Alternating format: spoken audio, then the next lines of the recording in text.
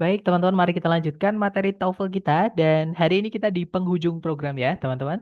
Jadi kita akan menyelesaikan materi reading kita. Kita akan membahas dua sisa teknik yang perlu teman-teman ketahui untuk mengerjakan soal reading. Nah, sebelumnya kita sudah belajar kalau di reading nanti teman-teman akan berhadapan dengan 50 pertanyaan yang paling lambat atau paling lama atau maksimal teman-teman hanya punya waktu 55 menit untuk menyelesaikan 50 pertanyaan tersebut. Nah, teknik supaya teman-teman bisa menghemat waktu ini, yaitu bukan membaca teksnya dulu ya. Karena teman-teman nanti ketika menjawab soalnya pasti akan membaca teksnya lagi. Nah, daripada mengulang teknik yang sama atau langkah yang sama, kita jadikan satu aja langkah membaca teksnya itu. Jadi, di reading ini teman-teman disarankan membaca soalnya dulu ya, kemudian pahami soalnya itu menanyakan informasi yang mana dari salah satu dari tiga yang kita pelajari. Kemarin kita sudah belajar bahwa teman-teman cukup membaca kalimat pertama di setiap paragraf, alias istilahnya adalah topic sentences ya, teman-teman, untuk menjawab soal-soal yang menanyakan garis besar mengenai teks. Nah, jenis-jenis soal yang menanyakan garis besar mengenai teks antara lain yang pertama ada main idea atau gagasan utama, ide pokok ya, teman-teman. Kemudian yang kedua adalah idea organization. Jadi bagaimana si penulis itu mengembangkan gagasan yang dia bawakan atau yang dia tulis, dia angkat gitu ya. Kemudian yang terakhir ada tone, purpose, sama course. Nah, tone itu adalah sikap si penulis terhadap topik yang dia bawakan. Purpose itu adalah tujuannya si penulis menulis teks tersebut. Kemudian course itu adalah bidang keilmuan atau mata kuliah lah gitu ya, teman-teman, yang mengangkat topik yang dibahas oleh si penulis. Nah, hari ini kita lanjutkan dengan dua teknik sisanya, yaitu scan dan skim, dan juga making inferences. Nah, kita bahas dulu scan dan skim ya, teman-teman, atau teknik yang kedua. Kalau kemarin kita sudah belajar untuk menjawab soal-soal yang menanyakan garis besar mengenai teks, teman-teman cukup baca kalimat pertama di setiap paragraf. Nah, hari ini kita akan belajar scan dan skim yang mana jenis teknik ini teman-teman akan gunakan ketika teman-teman berhadapan dengan soal-soal yang menanyakan informasi-informasi kecil yang ada di dalam teks. Jadi informasinya itu spesifik sekali, teman-teman. Otomatis teman-teman harus cari dulu letak informasi yang ditanyakan. Nah, mencari letak informasi itulah yang disebut dengan scan dan skim ini ya, teman-teman. Scan sendiri itu adalah menggunakan gerak mata. Kemudian teman-teman nanti secara otomatis sambil menggunakan gerak mata, teman-teman akan mentranslate ya di otaknya. Jadi kayak otomatis otak kita itu mentranslate sambil mata kita kayak scan gitu, teman-teman. Nah, tapi sekali lagi ini perlu dilatih ya karena menuntut pengetahuan vocab teman-teman. Dan sekali lagi vocab diperkaya dari latihan. Dan kedua ada skim, teman-teman. Skim itu adalah mengingat-ingat kembali ya. Maksudnya gini, seumpama teman-teman mengerjakan soal katakanlah nomor 8. Nah, teman-teman di nomor 8 itu misalnya menanyakan tentang informasi A misalnya.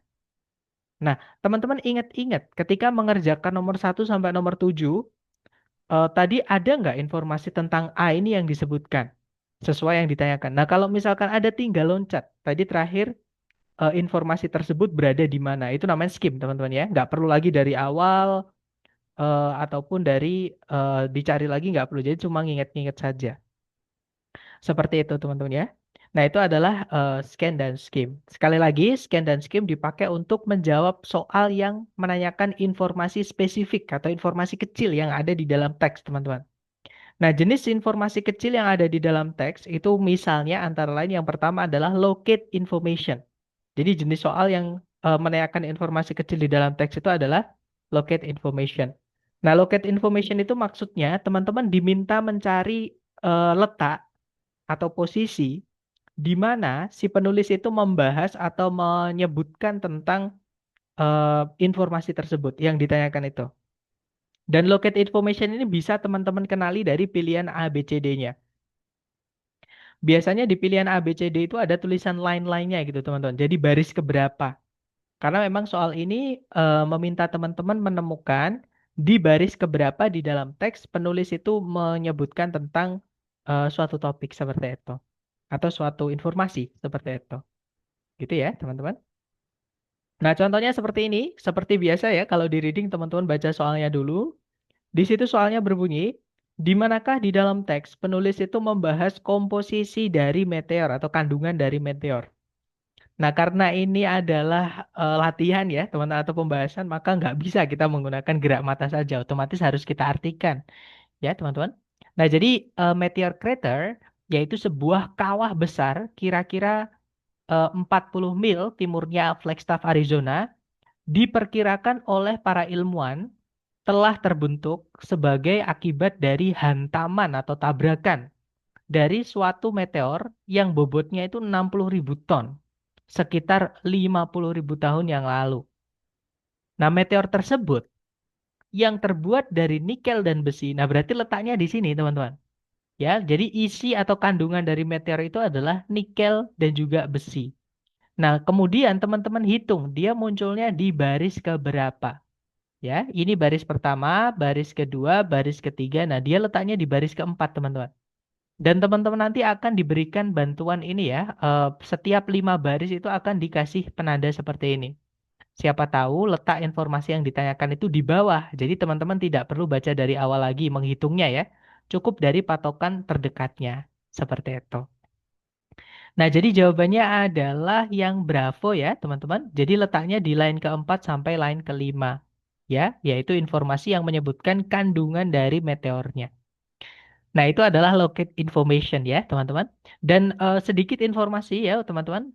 Locate information ini, kalau teman-teman ngambil tes yang resmi dari ITS sekarang ini, jenis soal ini sudah tidak keluar lagi, teman-teman. Tapi kalau teman-teman nanti ngambil tes yang prediksi, misalnya tes dari lembaga ya, kalau nggak gitu tes dari kampus misalnya yang buatan kampus sendiri, atau lab bahasanya sendiri, bukan yang dari ITS, itu biasanya jenis soal-soal seperti ini masih ada. Karena biasanya mengambilnya dari buku-buku lama, teman-teman. Salah satunya Longman yang saya pakai contoh ini. Gitu ya, teman-teman. Nah, kemudian jenis soal kedua yang cara mengerjakannya adalah scan dan skim itu adalah pronoun reference atau rujukan kata ganti. Jadi kata ganti itu merujuk ke kata benda apa? Kan kata ganti itu menggantikan benda, teman-teman. Misalnya teman-teman menemukan kata dia. Nah, dia ini maksudnya siapa? Atau misalnya teman-teman menemukan mereka. Mereka ini maksudnya siapa? Seperti itu ya. Nah, contoh soal pronoun reference, teman-teman. Sama, kita baca dulu soalnya. Di situ soalnya berbunyi, kata ganti they di line kelima itu merujuk kepada, nah biasanya nanti ditebelin ya, teman. Jadi nggak perlu dicari atau teman-teman tidak perlu dikasih tahu tempatnya, itu akan langsung kelihatan. Ada yang ditanyakan akan ditebelin seperti itu. Nah, cara mengerjakannya, karena pronoun ini adalah kata ganti yang menggantikan benda sebelumnya ya, teman-teman. Maka teman-teman baca mulai subjek predikat sebelumnya. Nah, kebetulan they ini sebelumnya titik, teman-teman ya. Berarti subjek predikat letaknya di kalimat sebelumnya. Maka kita baca kalimat sebelumnya. Nah, kalimat sebelumnya berbunyi, supaya bertahan hidup, tanaman-tanaman ini telah mengembangkan mekanisme untuk menjebak serangga di dalam foliage mereka atau daun mereka atau bungkus mereka. Nah, mereka memiliki cairan-cairan pencernaan untuk memperoleh nitrogen yang dibutuhkan dari serangga-serangga tersebut. Nah, berarti D di sini yang memiliki cairan pencernaan ini yang menjebak serangga tadi, teman-teman, yaitu these plants. Nah, makanya jawaban yang benar adalah yang Bravo, ya, these plants yang menjebak para serangga untuk diambil nitrogennya tadi. Kemudian berikutnya jenis, kalau pernah referen ini pasti keluar ya teman-teman. Oh, entah itu teman-teman ngambil yang jenis lama ataupun yang baru atau yang resmi itu pasti keluar jenis soal ini. Kemudian jenis soal berikutnya yang cara mengerjakannya juga menggunakan scan dan skim itu adalah soal tentang details itu sendiri teman-teman. Jadi informasi kecil yang memang ada di dalam teks yang di dalam teks lah intinya seperti itu. Nah, detail sendiri ada dua bentuk pertanyaannya. Yang pertama adalah stated detail atau informasi yang memang tertulis. Jadi jawabannya ada ya, teman-teman. Di dalam teks kita tinggal nyari saja. Nah, contoh soal stated detail ini misalnya, kita baca dulu soalnya untuk mencari kata kuncinya. Di situ soalnya berbunyi, teks ini menyatakan bahwa Jamestown, kata kunci teman-teman adalah kata Jamestown. Yang mana kalau kita scan dan skip, itu muncul di kalimat pertama, di akhir-akhirnya, teman-teman. Tapi masih di kalimat pertama ya. Maka kita baca kalimat pertama tersebut. Nah, kalimatnya berbunyi, Williamsburg merupakan sebuah kota bersejarah atau kota tua gitu ya, di Virginia yang didirikan oleh para pendatang Inggris. pada tahun 1630.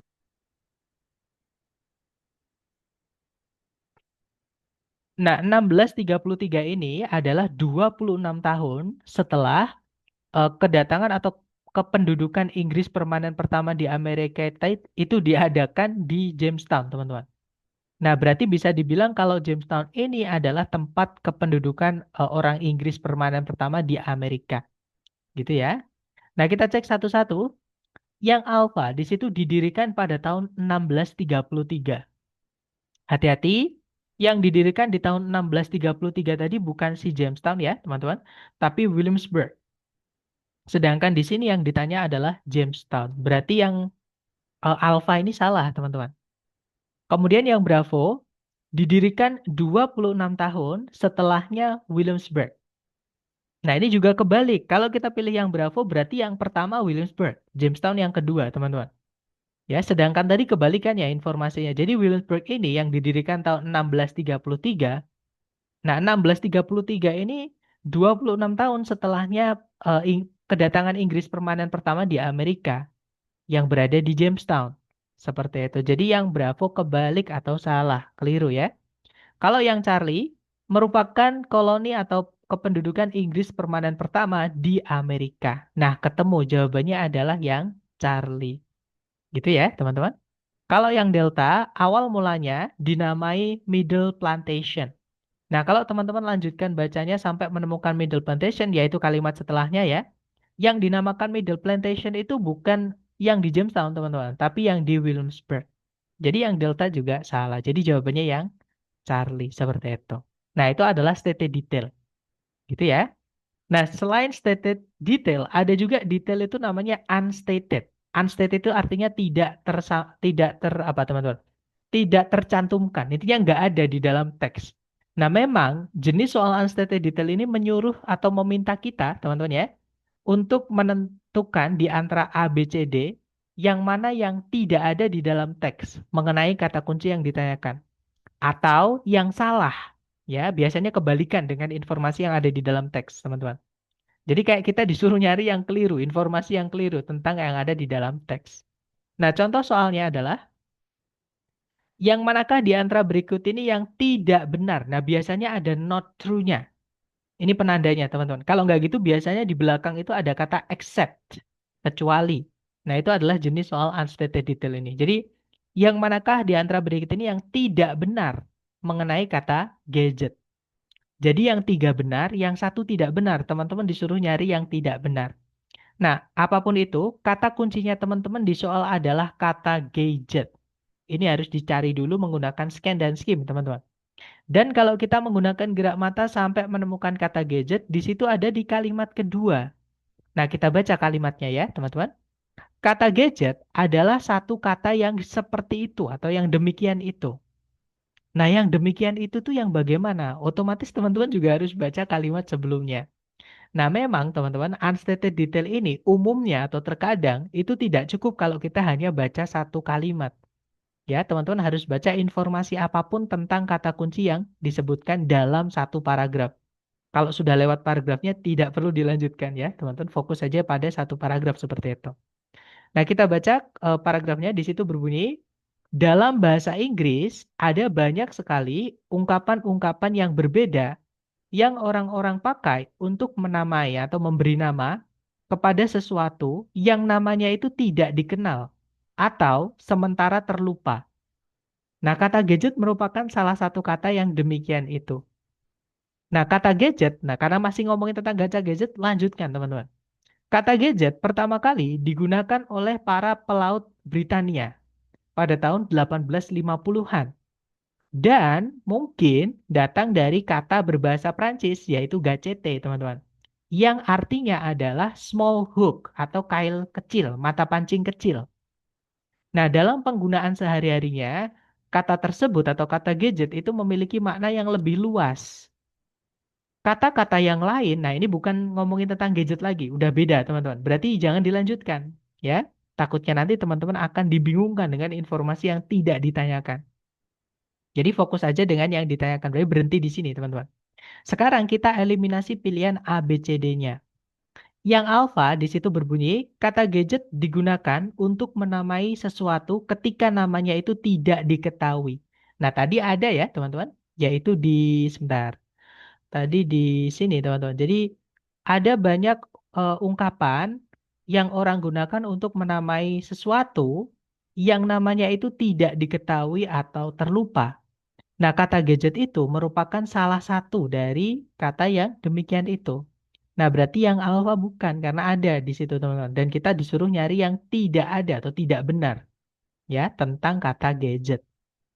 Kemudian yang bravo, kata gadget itu digunakan di awal mula abad ke-19 atau pembukaan atau ya intinya awal-awal gitu ya, abad ke-19, teman-teman. Sedangkan tadi itu disebutkan ya di teks kalau kata gadget itu pertama kali dipakai oleh para pelaut Inggris pada tahun 1850-an.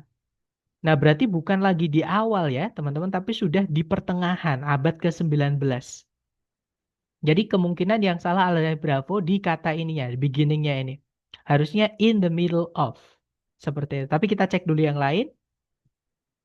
Di situ yang Charlie, kemungkinan besar kata gadget itu datang dari sebuah kata dalam bahasa Prancis. Nah, tadi ada juga. Jadi dia itu datang dari kata bahasa Prancis yaitu gacete, teman-teman. Nah, berarti yang Charlie bukan karena di teks ada dan benar ya. Kita disuruh nyari yang tidak benar atau yang salah. Kalau yang Delta, penggunaan pertamanya adalah oleh para pelaut Britania. Nah, tadi juga ada, teman-teman, di bagian agak akhir ini ya. Jadi pertama kali digunakan oleh para British sailors atau para pelaut dari Britania. Nah, jadi yang Delta berarti juga bukan. Fix berarti yang jawabannya adalah yang Bravo. Ya, yang tidak benar tentang kata gadget adalah bahwa kata gadget digunakan di awal abad ke-19. Padahal digunakannya di pertengahan abad ke-19. Seperti itu, teman-teman. Nah, itu adalah contoh soal unstated detail atau informasi yang tidak ada di dalam teks atau kalau nggak itu yang salah di dalam teks mengenai kata kunci yang ditanyakan. Nah, kemudian jenis soal terakhir dari kelompok scan dan skim ini adalah vocabulary. Nah, vocabulary itu kosakata ya, teman-teman. Dan kalau teman-teman sudah tahu arti dari vocab tersebut yang ditanyakan dan di pilihan ganda itu sinonimnya cuma ada satu, maka teman-teman tidak perlu lihat soal, tidak perlu lihat teksnya maksud saya. Langsung teman-teman jawab aja sinonimnya itu. Itu 100% pasti benar, teman-teman. Gitu ya. Makanya di hari pertama dulu ketika kita kenalan dengan TOEFL, saya sampaikan di TOEFL ini yang paling penting adalah vocab. Ya, teman-teman yang akan yang akan sangat membantu untuk teman-teman. Dan vocab itu cara memperkayanya adalah dari sering-sering latihan dan kalau menebatkan vocab baru mohon ditulis seperti itu. Nah, tapi kalau misalnya teman-teman katakanlah menemukan vocab yang tidak tahu artinya, ya, misalnya seperti ini contoh ya, teman-teman. An incumbent in line one is most likely. Jadi kata incumbent di baris pertama itu kemungkinan besar adalah apa, teman-teman? Nah, apa namanya istilah ya, teman-teman atau technical terms itu biasanya dipakainya sebagai penyederhanaan dari istilah yang panjang yang sebelumnya sudah dibahas atau penjabaran yang sebelumnya sudah disebutkan. Nah, itu disederhanakan di kalimat setelahnya berupa satu kata atau satu frase. Ya, itu technical terms, teman-teman. Atau biasanya juga kebalik, teman-teman. Biasanya ditulis dulu istilahnya, baru nanti di kalimat berikutnya istilah itu tuh dijabarkan. Nah, karena tidak pasti peletakannya di mana, maka untuk jaga-jaga, teman-teman baca mulai dari kalimat sebelum dan kalimat setelahnya. Jadi ada 3 kalimat nanti yang teman-teman baca ya. Kalimat sebelum, kalimat yang mengandung kata yang ditanyakan, dan kalimat setelahnya. Nah, karena kebetulan di contoh ini, kata yang ditanyakan adalah di kalimat pertama, sebelumnya kan nggak ada kalimat lagi ya, teman-teman. Berarti pasti penjelasannya diperkuat di kalimat setelahnya. Nah, kita baca 2 kalimat aja berarti ya. Di situ kalimat pertama berbunyi, dalam suatu pemilihan pemerintah atau pemerintahan gitu ya, incumbent itu umumnya memiliki keuntungan yang kuat daripada seorang pendatang baru. Nah, berarti incumbent itu lawan kata dari pendatang baru, teman-teman. Nah, di kalimat setelahnya pun diperkuat. Seseorang yang sudah berada di kursi pemerintahan dan oleh karena itu memiliki pengaruh kepentingan yang tertentu gitu ya. itu memiliki peluang yang lebih baik untuk terpilih daripada orang yang tidak diketahui bagi para elektorat atau para pemilihnya. Seperti itu. Nah, berarti kita cek ABCD.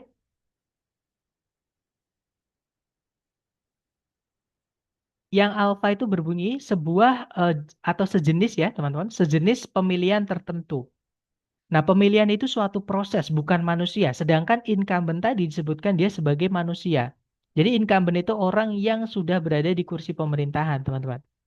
Gitu ya.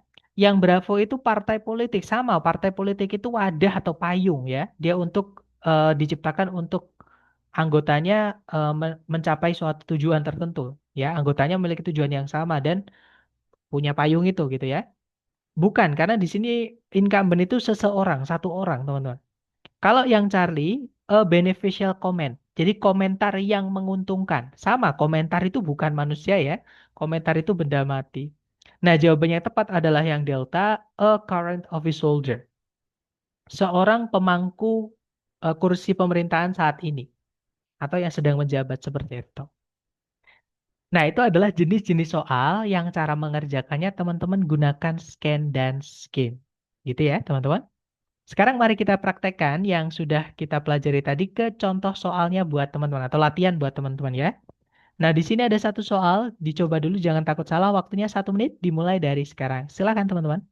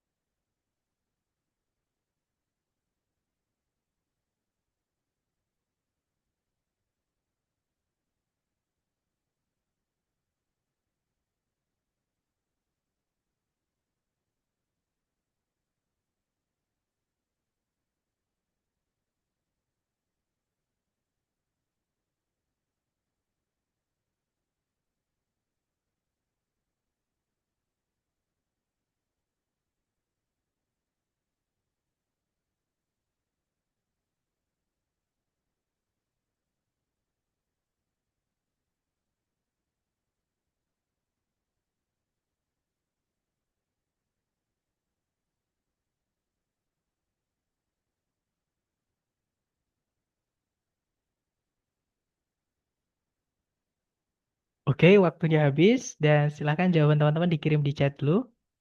Dan saya lihat sepertinya teman-teman belum ada yang menjawab. Mari kalau gitu kita bahas bersama ya, teman-teman.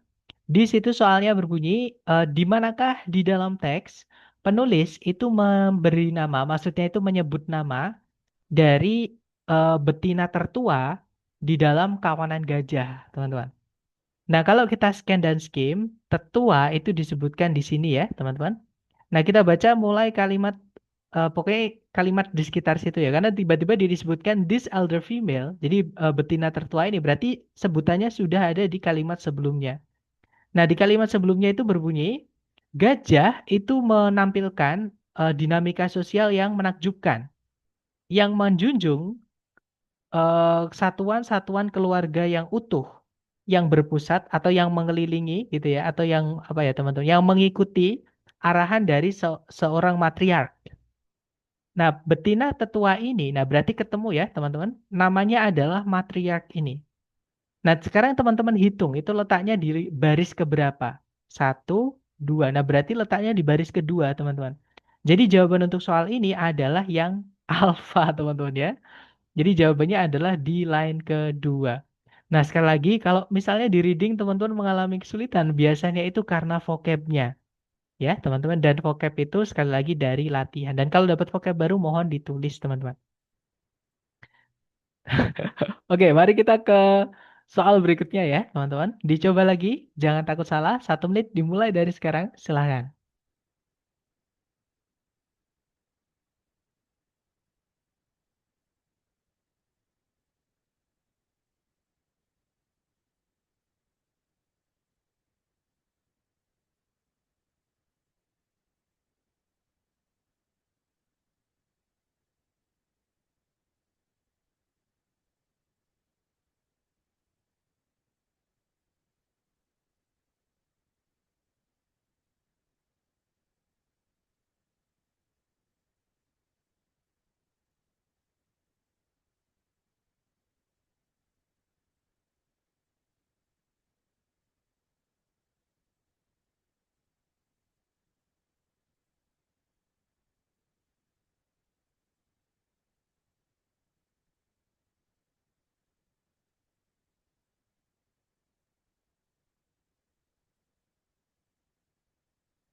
Oke, waktunya sudah habis dan saya lihat teman-teman menjawab delta. Sepertinya semua menjawab delta. Mari kita cek bareng ya, teman-teman.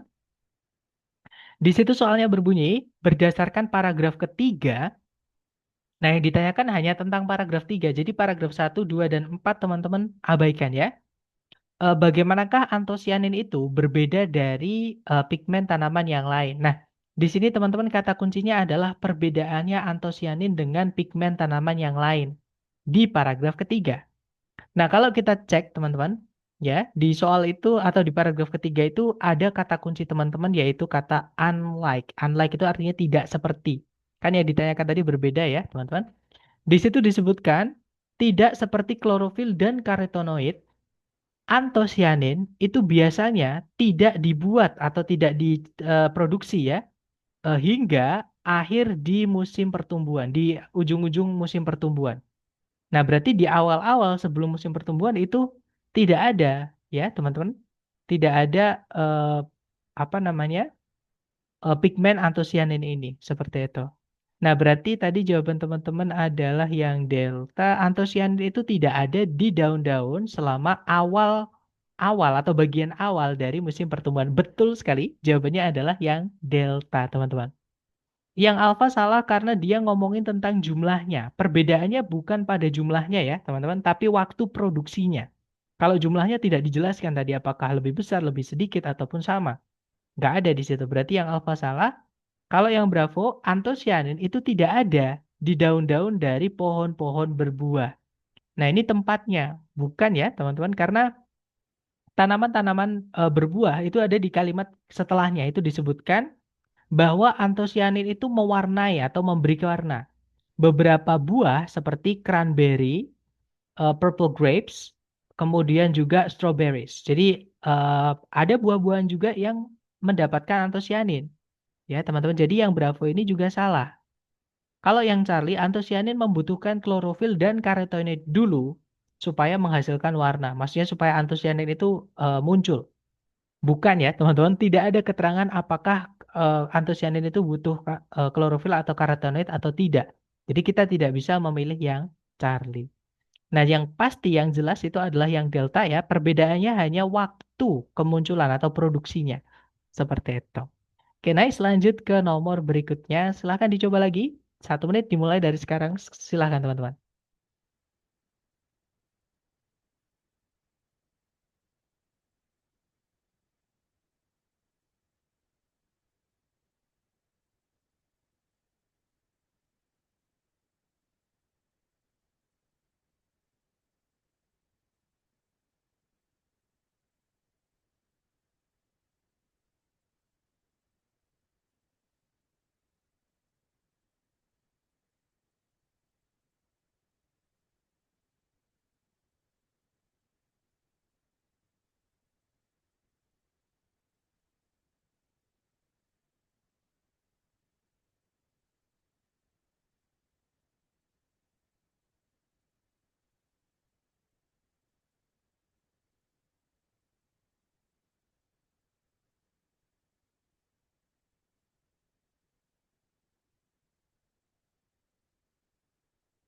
Oke, waktunya habis, teman-teman. Dan saya lihat ada jawaban coal atau yang alpha, ada juga delta. Sepertinya, oke, antara alpha atau delta ya, teman-teman. Mari kita cek bersama. Di situ soalnya berbunyi kata it ini ya, teman-teman, merujuk kepada. Nah, kita baca mulai subjek predikat sebelumnya. Nah, subjek predikat sebelumnya itu dipisah sama conjunction when ini, teman-teman. Gitu ya, berarti mulai dari coal ini. Kita baca. Jadi batu bara itu terbentuk ketika tanah gambut secara memadai itu dikompres atau ditekan oleh berat atau bobot dari tumpukan-tumpukan yang tumbuh atau yang bertambah di atasnya. Sehingga atau untuk memaksa air dan zat-zat yang lain keluar darinya. Nah, keluar dari apa? Keluar yang ditumbuk tadi, teman-teman, atau yang terkompresi tadi. Berarti it-nya ini maksudnya adalah kembalinya ke tanah gambut. Jadi tanah gambut itu diperes gitu, teman-teman, sama tumpukan yang ada di atasnya. Sehingga air itu keluar dari tanah gambut tersebut. Gitu ya. Nah, berarti jawaban yang paling tepat adalah yang Bravo, yaitu pitnya. Nah, barulah di setelahnya itu disebutkan yang meninggalkan sebuah massa karbon yang terkonsentrasi atau yang mengumpul atau yang memadat. Nah, itulah baru yang disebut dengan batu bara. Coalnya itu, teman-teman. Seperti itu. It's okay, guys. Mari kita lanjut lagi ke nomor berikutnya. Dicoba dulu, teman-teman. Silahkan jangan takut salah ya. Waktunya 1 menit dimulai dari sekarang. Silahkan.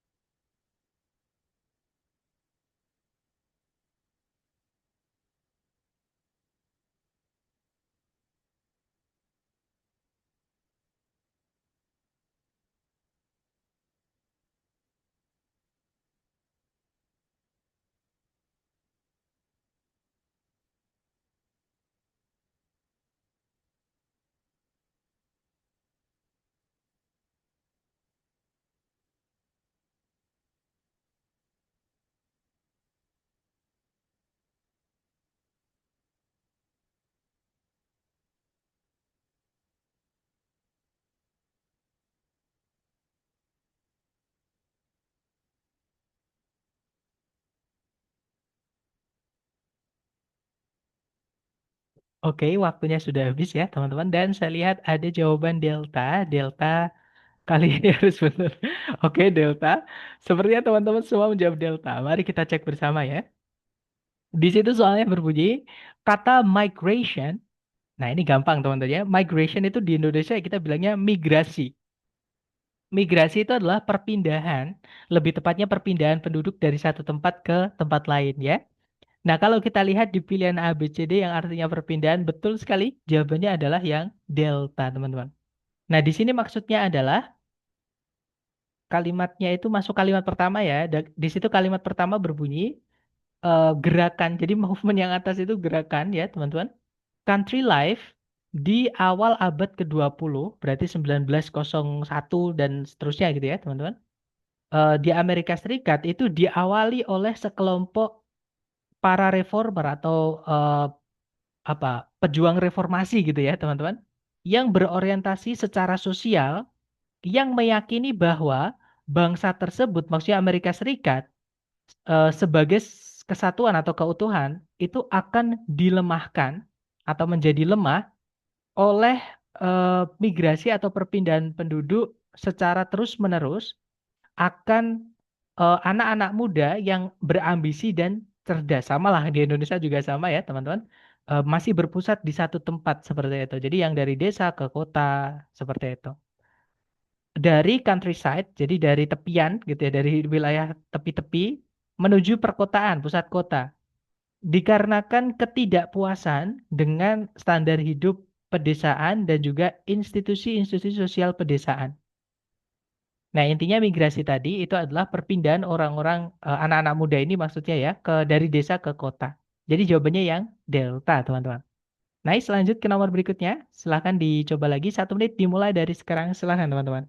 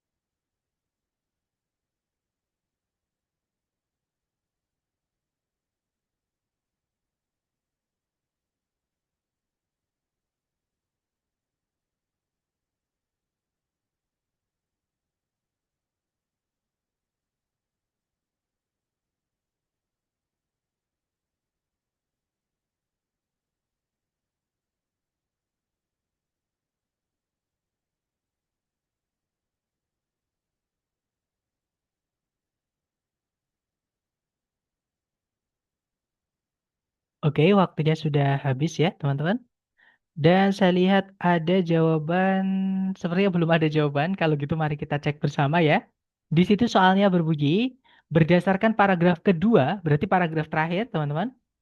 Gerakan Country Life itu menekankan pada reformasi pendidikan untuk semua alasan-alasan berikut ini kecuali ada exceptnya, kecuali berarti ini unstated detail teman-teman ya.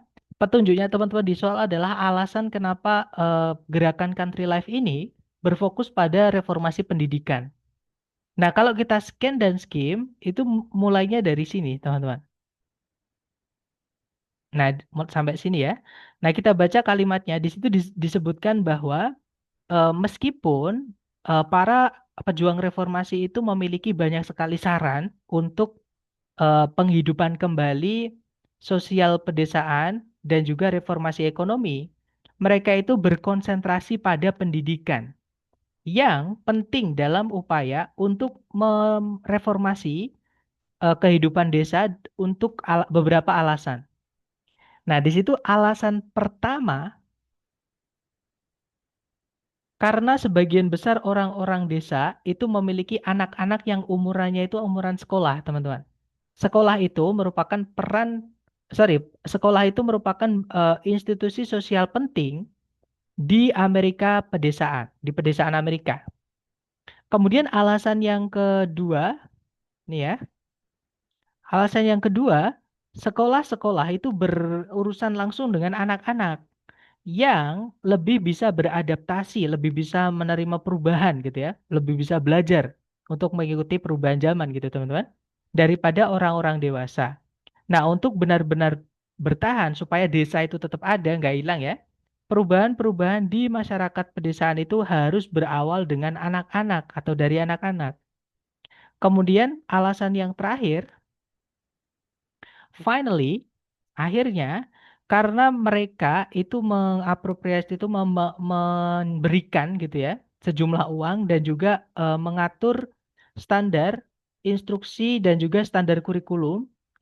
Nah, pemerintah-pemerintah daerah ini atau pemerintah negara bagian ini bisa mempengaruhi sekolah sebagaimana mereka itu tidak bisa mempengaruhi institusi yang lain.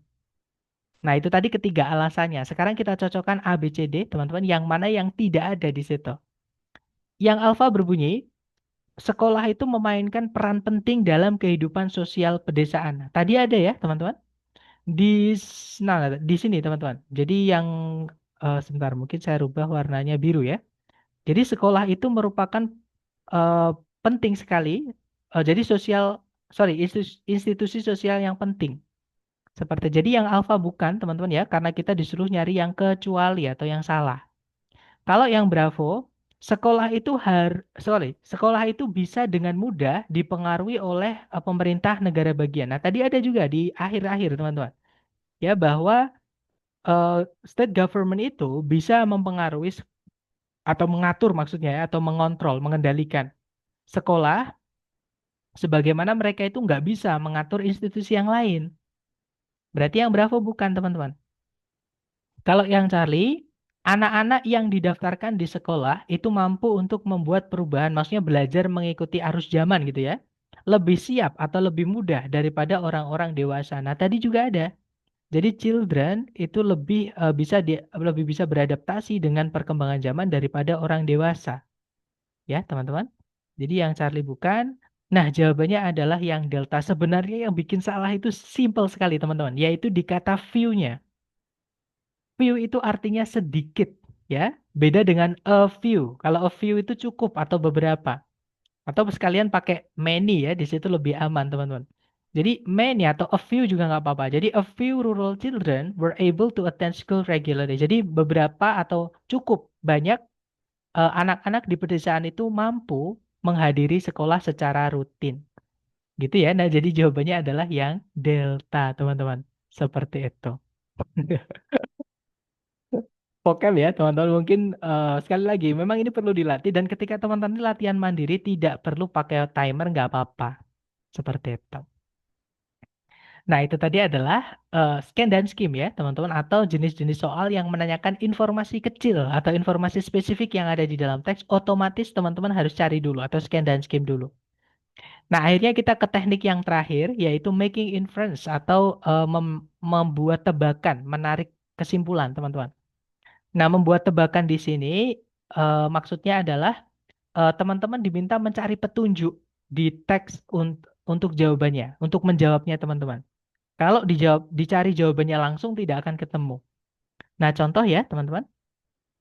Sorry, untuk jenis-jenis soal yang cara mengerjakannya adalah making inferences ini adalah jenis soal yang implisit atau jenis soal yang informasinya itu tersirat, teman-teman, nggak ada di dalam teks. Nah, ada dua jenis soal yang cara mengerjakannya making inference. Yang pertama adalah inference itu sendiri. Teman-teman disuruh narik kesimpulan. Ya, tapi kesimpulan ini bukan keseluruhan teks ya, teman-teman. Kalau kesimpulan seluruhan teks itu mirip dengan main idea. Nah, di sini kesimpulan itu maksudnya tentang detail, tentang informasi kecil. Seperti itu. Nah, contoh di situ soalnya berbunyi, yang manakah di antara berikut ini yang mungkin bukanlah kata dalam bahasa Hawaii. Nah, si penulis itu menyebutkan kata mungkin, teman-teman. Dan ini juga salah satu petunjuk jenis soal inference itu. Ya, selain itu ada infer, ada imply. Nah, itu sama dengan probably, ada likely. Nah, karena si penulis saja bilang mungkin, artinya di teks itu nggak ada. Teman-teman bisa buktikan. Teman-teman cari kata mahalo, mahi-mahi, meklea, sama moana ini di pilihan A, B, C, D ini ya. Di dalam teks tidak akan ketemu, teman-teman. Oke, ini harus dicari petunjuknya. Nah, kata kunci teman-teman di soal adalah kata dalam bahasa Hawaii. Yang mana kalau kita scan dan skim, dan ini memang perlu scan dan skim dulu ya, dicari letaknya di mana. Kata dalam bahasa Hawaii itu dijelaskan di paragraf 1, teman-teman. Di situ disebutkan, mulai di sini ya, teman-teman. Jadi aturan membuat kata dalam bahasa Hawaii itu di sini, teman-teman. Sampai sini sebenarnya. Dan di situ kalimatnya berbunyi, setiap suku kata dalam bahasa Hawaii itu berakhiran dengan huruf vokal, yaitu A, I, U, E, O, teman-teman. Huruf vokal itu ya. Kemudian, dua konsonan, konsonan itu selain A, I, U, E, O, yaitu H, K, L, M, N, P, sama W. Mereka itu hurufnya cuma 12, teman-teman. Kalau kita kan 26 ya, mereka cuma 12. Nah, itu konsonan, dan konsonan itu nggak boleh gandeng, teman-teman. Tidak pernah muncul berbarengan. Nah, ini petunjuknya, teman-teman. Sekarang dicari di pilihan A, B, C, D yang tidak mengikuti aturan tersebut. Karena kita disuruh nyari yang bukan kata dalam bahasa Hawaii. Nah, sekarang kita cek yang alfa di situ ada mahalo. Mahalo itu ada 3 suku kata ya, teman-teman, yaitu ma, kemudian ha, kemudian lo. Nah, setiap suku kata harus berakhiran dengan vokal. Oke, di sini tadi ya aturan pertamanya tadi, setiap suku kata harus berakhiran dengan vokal. Mahalo itu berakhiran dengan A sama O. Semuanya vokal ya, teman-teman. Kemudian aturan kedua, konsonan nggak boleh gandeng, nggak boleh ketemuan bersanding itu nggak boleh, teman-teman. Nah, huruf M, huruf H, sama huruf L itu terpisah. Mereka dipisah oleh huruf vokal yang tadi, nggak gandeng mereka ya. Nah, berarti yang alfa ini karena dia mengikuti kata dalam bahasa Hawaii, kemungkinan dia bahasa Hawaii. Ya, berarti yang alfa bukan jawabannya. Kemudian yang Bravo, di situ ada kata mahi-mahi. Ada 4 suku kata, teman-teman. Ma, hi, ma, hi. Di setiap suku kata harus berakhiran dengan huruf vokal. A, I, A, I.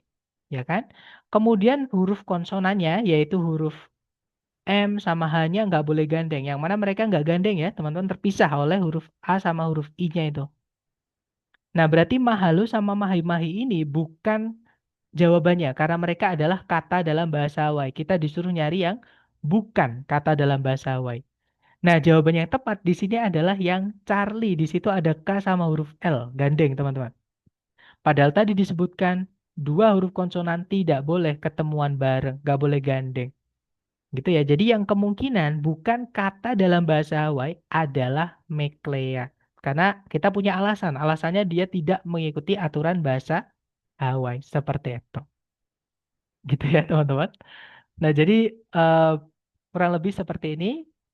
Kemudian untuk jenis soal kedua yang cara mengerjakannya adalah making inferences adalah transisi ini, teman-teman.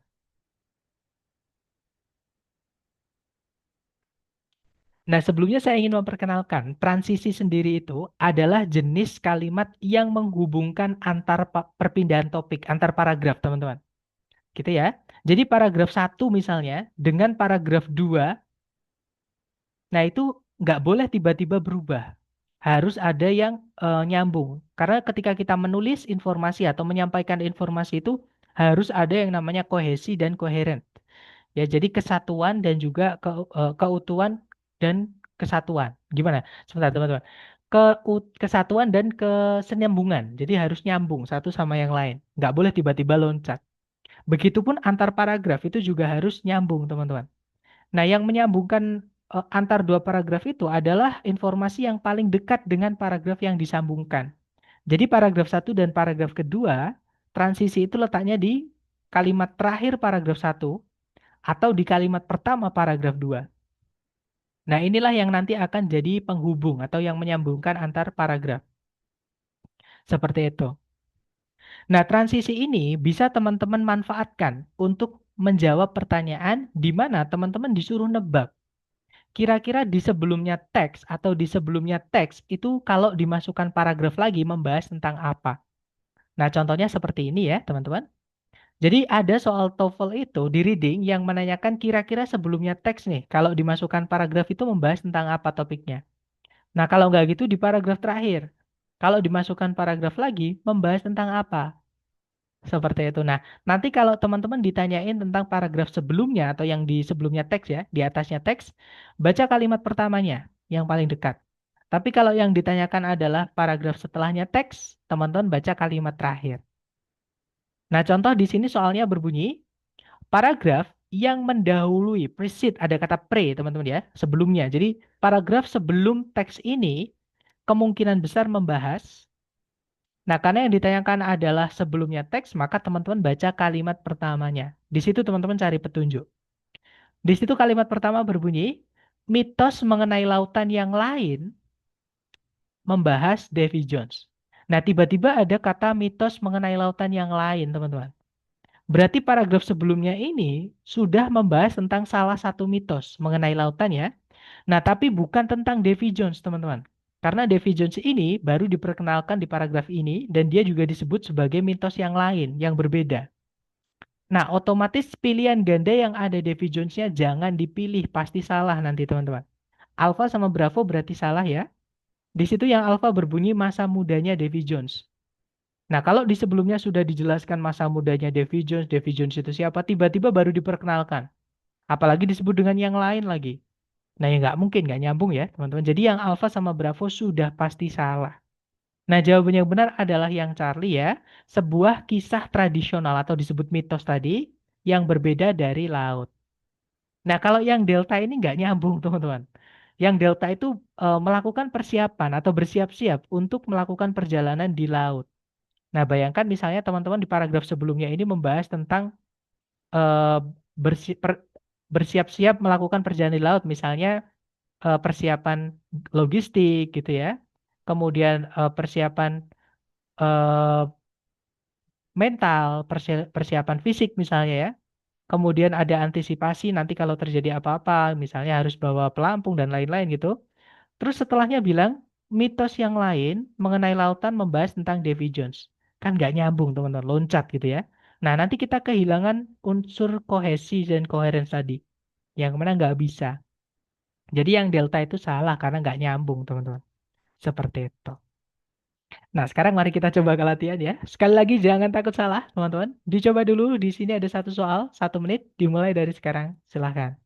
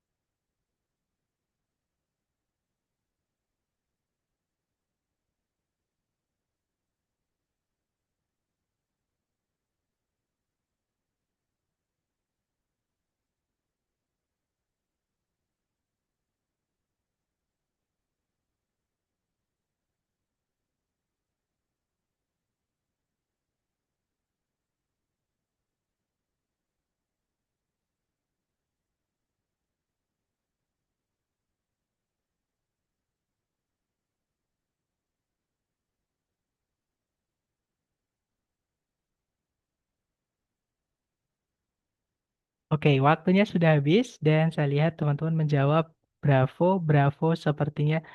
Ada juga pertanyaan kalau masih salah saya tanya hard. Oke, mari kita cek bersama ya teman-teman.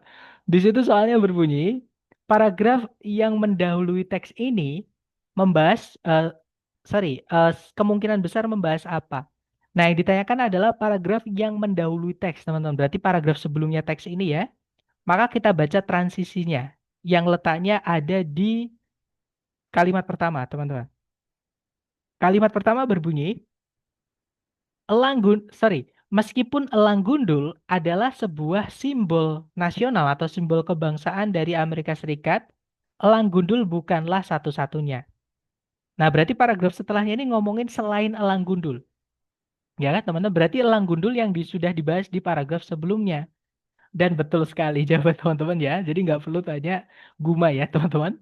Jadi the bald eagle atau elang gundul yang menjadi simbol Amerika Serikat. Seperti itu. Nice, lanjut ke soal berikutnya. Silakan dicoba dulu. 1 menit dimulai dari sekarang. Silakan teman-teman.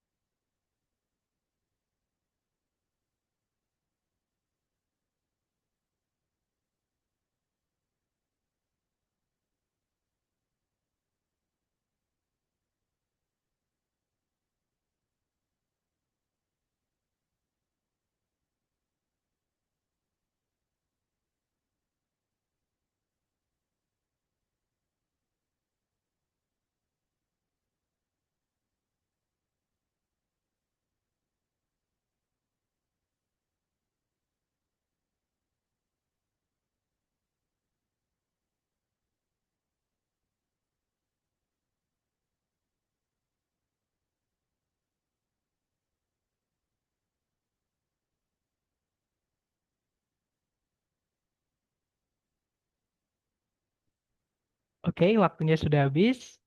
Dan saya lihat teman-teman menjawab alfa. Sepertinya semua menjawab alfa. Mari kita cek bareng. Di situ soalnya berbunyi, nama dari komposisi eh, komposisinya Scott Joplin yang paling terkenal itu datang dari mana? Nah, jadi kata kuncinya teman-teman adalah komposisinya Scott Joplin ya, teman-teman. Yang mana itu kalau kita cari atau scan dan skim itu munculnya itu di kalimat terakhir, teman-teman. Nah, kita baca ya di kalimat terakhir di situ berbunyi, di sanalah dia mulai menulis komposisinya yang berjumlah lebih dari 500 yang dia kemudian produksi atau dijadikan lagu, teman-teman. Yang paling terkenalnya adalah The Maple Leaf Rack. Jadi secara tidak langsung, soalnya ini berbunyi, nama dari The Maple Leaf Rack ini itu datang dari mana, teman-teman? Ya, jadi inspirasinya dari mana? Nah, kalau kita baca di kalimat sebelumnya, di situ kalimatnya berbunyi, salah satu dari pekerjaan rutinnya itu berada di Maple Leaf Club yang berada di Sedalia. Nah, berarti dia itu dapat inspirasi kan namanya juga mirip, teman-teman. Maple Leaf Club itu tempat kerjanya ya. Kemudian komposisinya atau lagu-lagunya yang paling terkenal itu disebut dengan Maple Leaf Rack, ya. Nah, Maple Leaf Club itu apa? Jadi Maple Leaf Club itu tempat dia kerja. Lebih tepatnya dia itu bekerja sudah sejak sangat kecil ya, teman-teman. Dia itu bermain piano di bar. Bar itu tempat hiburan malam, tempat minum-minum maksud saya. Tempat minum-minum seperti diskotik atau klub seperti itu di sepanjang sungai Mississippi. Nah, jadi bisa dibilang dia dapat inspirasi menamai komposisinya yang paling terkenal itu Maple Leaf Rack dari tempat dia bekerja atau tempat dia memainkan piano.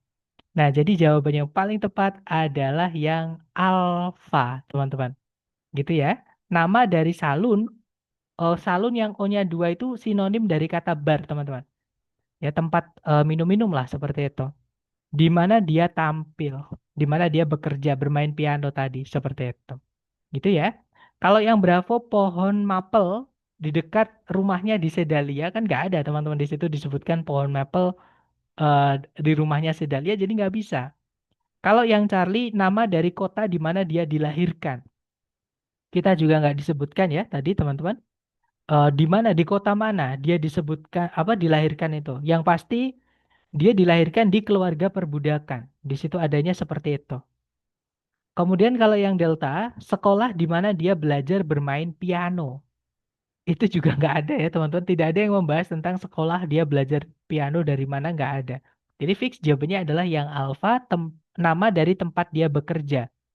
Seperti itu. Semangat ya teman-teman. Satu lagi, dicoba lagi teman-teman. 1 menit dimulai dari sekarang. Silakan teman-teman.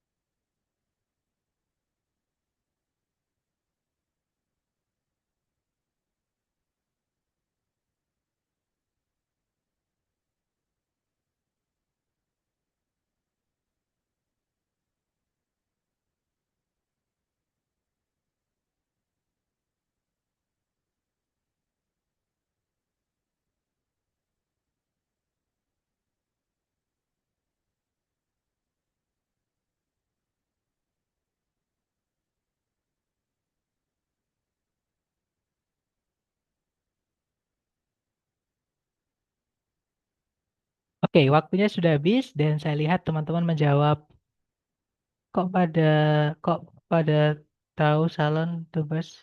Nanti habisnya saya lihatkan ya teman-teman.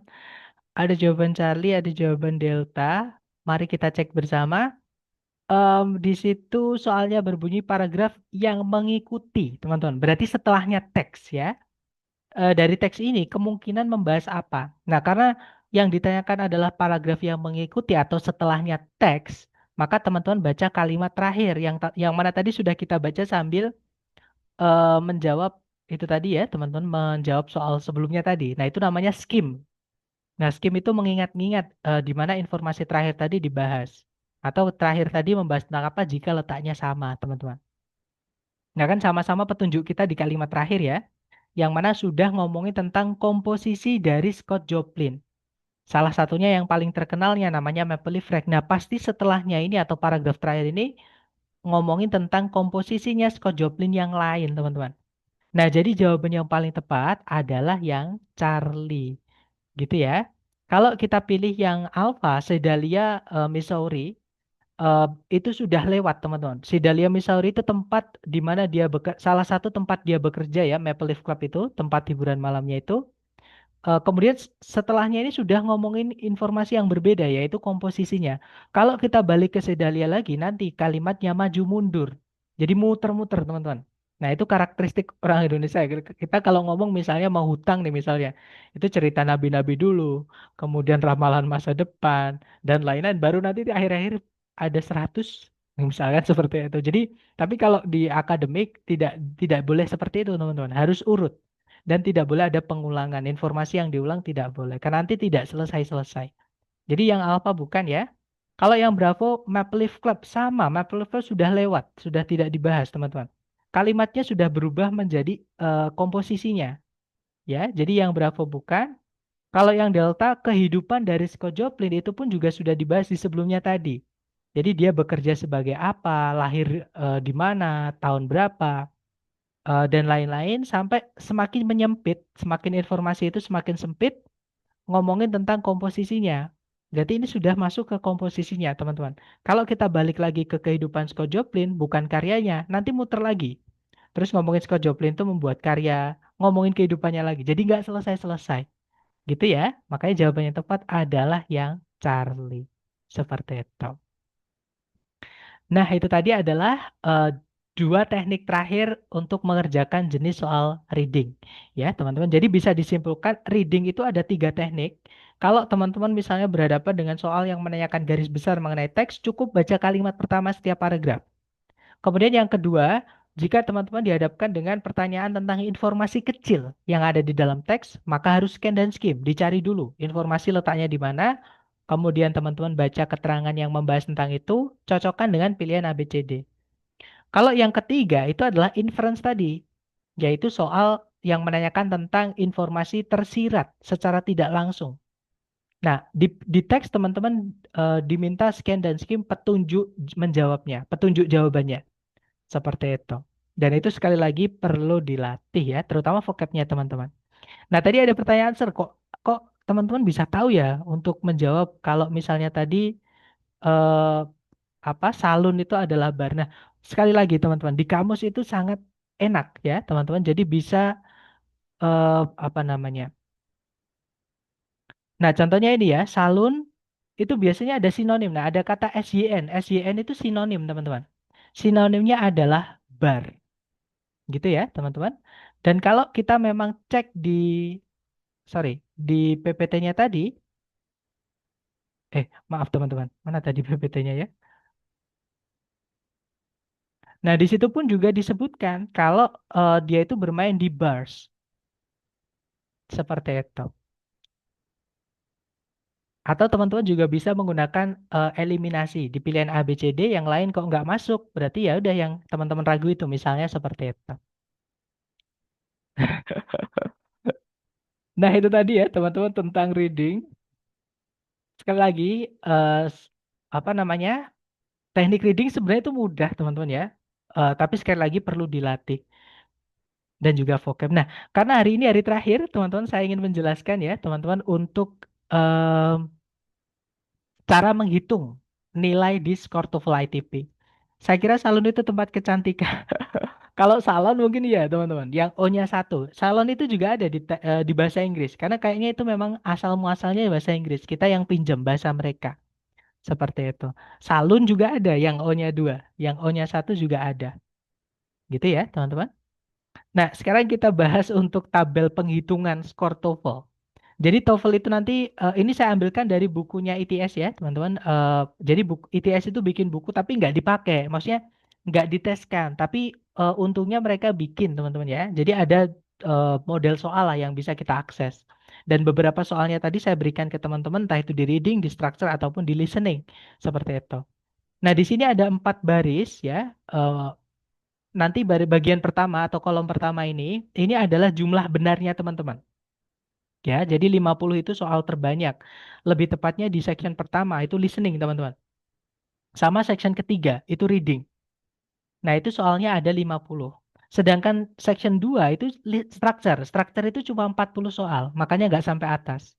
Dan ini di setiap bagian-bagian ini sudah dibagi 10. Artinya nolnya sudah hilang satu. Jadi kalau teman-teman dapat 54 itu maksudnya 540. Gitu ya. Nah, jadi kalau teman-teman menemukan misalnya listening kok 54 atau 540, berarti benar berapa? Nah, itu bisa ditarik ke sini, teman-teman. Nah, jadi teman-teman benar 38 soal dari 50 soal di listening. Kalau nilainya 540. Nah, kemudian katakanlah teman-teman mengincar di struktur itu katakanlah 530 misalnya. Di sini ya. Berarti 53 sama teman-teman. Ditarik. Nah, berarti 27 soal. Teman-teman harus benar 27 soal di structure. Berarti cuma salah 13, teman-teman ya, maksimal. Nggak boleh lebih supaya dapat 53 atau di atasnya 53. Nah, kemudian di reading, katakanlah teman-teman merasa seneng atau gampang gitu ya. Dan teman-teman kok mendapatkan 600. Berarti di sini, teman-teman. 600 ini benar berapa? Teman-teman tarik. Nah, 600 itu benar 43 berarti. Di tengah-tengahnya 42, 44 ini, teman-teman. Nah, nanti terus nilai akhir dari skor TOEFL teman-teman itu ditambahkan kemudian dibagi 3. Jadi tadi kan dapat 540 di bagian listening ya, teman-teman. Kemudian di structure dapat 530. Kemudian di reading dapat 600 misalnya. Nah, kemudian teman-teman tambahkan, kemudian dibagi 3 di rata-rata, teman-teman. Jadi ini ketemunya berapa, teman-teman? Berarti 1 tambah 17, sorry, 5 tambah 17 bagi 3, 8 ya, teman-teman. Sorry, 17 bagi 3, 5 ya. Jadi 5 lebih dikit lah, 53 nanti. Jadi nilainya teman-teman nanti sekitar 553 nilai akhirnya teman-teman di TOEFL-nya. Seperti itu. Sorry, 556 ya, teman-teman. Ya, 556 atau pokoknya sekitar 550-an lah, seperti itu. Ya, jadi cara menghitungnya seperti itu dan nanti ini saya kirimkan supaya jadi patokan teman-teman mengerjakan atau mencari tahu benernya nilainya berapa seperti itu. Gitu ya, teman-teman. Dan karena ini hari terakhir, sebelumnya saya ingin minta maaf ya kalau ada kata yang salah ataupun sikap saya yang mungkin kurang berkenan di hati teman-teman seperti itu. Dan seperti janji saya di awal dulu ya, teman-teman, eh, apa reward atau hadiah buat teman-teman yang selalu hadir entah itu di sesi sore atau kalau nggak gitu di sesi malam atau kalau nggak gitu di keduanya di setiap bab alias setiap hari. Nah, saya akan berikan teman-teman reward berupa pembahasan tes dari lembaga supaya nanti jadi evaluasi teman-teman gitu ya, teman-teman. eh, apa namanya benarnya berapa, salahnya di mana, kenapa kok salah, benernya kok kenapa kok itu benar, kenapa yang ini salah seperti itu. Nanti akan saya kirimkan ke teman-teman. Nah, cara klaimnya nanti teman-teman silahkan japrikan nama Zoom teman-teman ya, kemudian email YouTube-nya teman-teman ke saya, nanti supaya saya hubungkan dengan apa namanya, saya hubungkan dengan eh, videonya seperti itu, video pembahasannya.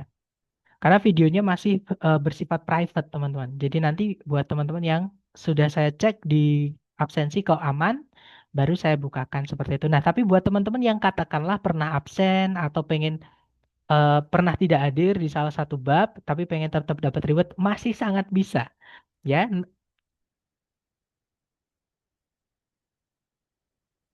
caranya nanti teman-teman silahkan mengikuti kelas ekstensi.